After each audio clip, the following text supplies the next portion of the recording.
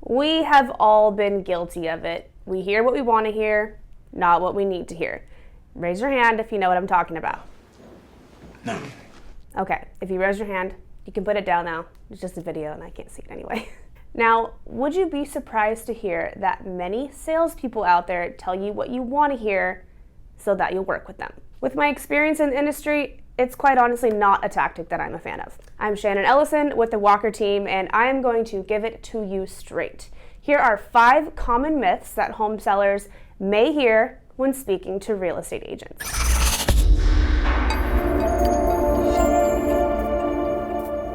Myth number 1, you can list your home high and you can always come down later.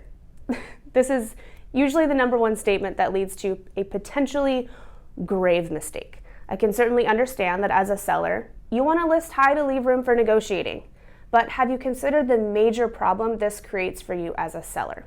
Most people won't bother to look at a property that is priced too high. Would you rather be able to negotiate offers with multiple potentially interested parties, or not have an opportunity to negotiate with any at all? Overprice and you risk being rejected by the market and never selling. Myth number 2, I'm your friend and I have a real estate license. This is a common one that I hear, and to be honest, most everyone we know has a friend. There's a common joke in real estate, actually, if you don't have any friends that are realtors, do you really have any friends? Were you aware that 5% of us realtors do 90% of the business? The key question here is really very simple. Do you need to sell your property, or are you looking to do your friend a favor? But what if I were to tell you that I could sell this house for 30% above market right now? That'd be great. Yeah. Could you do it? In a heartbeat, Robbie.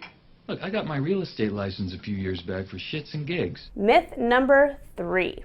Another agent says, I can get you more money. I hear this all the time, usually from inexperienced agents with little transactional experience. Rewind back to myth number 2. Unfortunately, these agents are more excited about the prospect of taking a listing than worrying about actually getting it sold. Most are afraid to tell the truth and risk upsetting the seller, and the rest are unable to figure out the right price for their property due to a lack of experience or expertise. This may shock you, but many agents are taught to take the listing at any price and then wear down the seller until they agree to a lower price. And it's a shame, as this is the number 1 reason that listings expire after being rejected by the market and never selling, leaving extremely unhappy sellers behind. Myth number 4, other agents don't know the neighborhood like I do. This is something I hear occasionally, but it's usually from sellers that are unaware that with the advent of the internet and targeted online marketing of a home, the agent who only works in a small neighborhood is a relic and almost non-existent.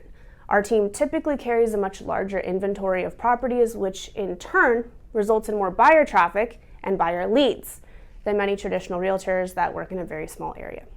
The bottom line is, with more buyers from all over Silicon Valley and the Greater Bay Area, we have a much higher probability of selling every single home that we list. Myth number 5, selling homes is the same as it was 10 years ago.